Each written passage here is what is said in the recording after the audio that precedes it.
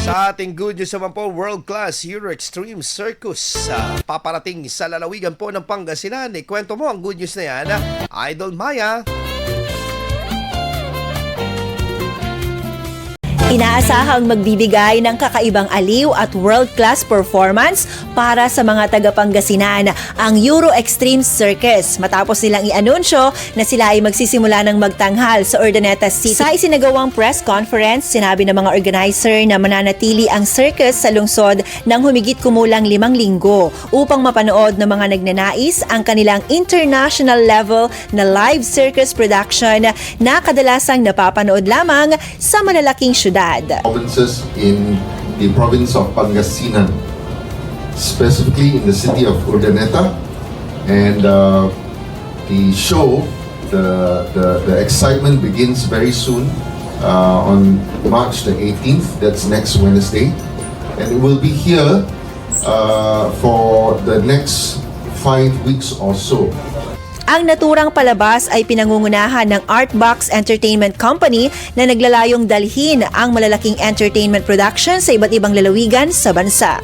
Tampok sa palabas ang iba't ibang nakakabilib na pagtatanghal gaya ng Globe of Death, motorcycle stunt, Wheel of Suspense acrobatics, aerial performances, clown comedy, illusion numbers at Latin dance na itatanghal ng mga international artists. It's Euro Extreme Circus, so we have lots of extreme stunts going on.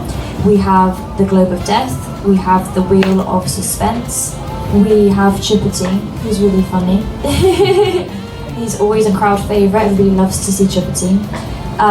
We have the flange piece, and we have Rafa, who does the triple backflip. So that's something that you'll only get to see at your Extreme Circus. And also I think that you can expect to really enjoy the atmosphere of live performance. It's a really great opportunity to experience something like that.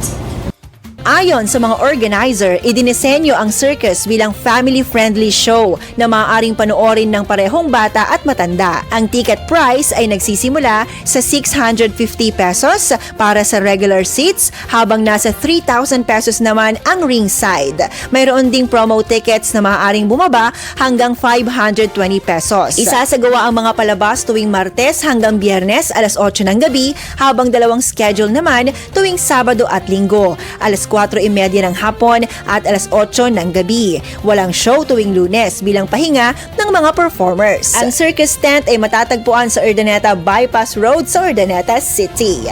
In times of uncertainty, in times when the world is a crazy place as we find it today, we wish it wasn't.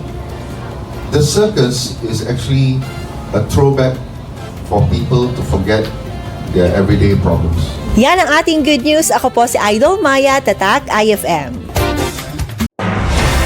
IFM News. IFM News. IFM News.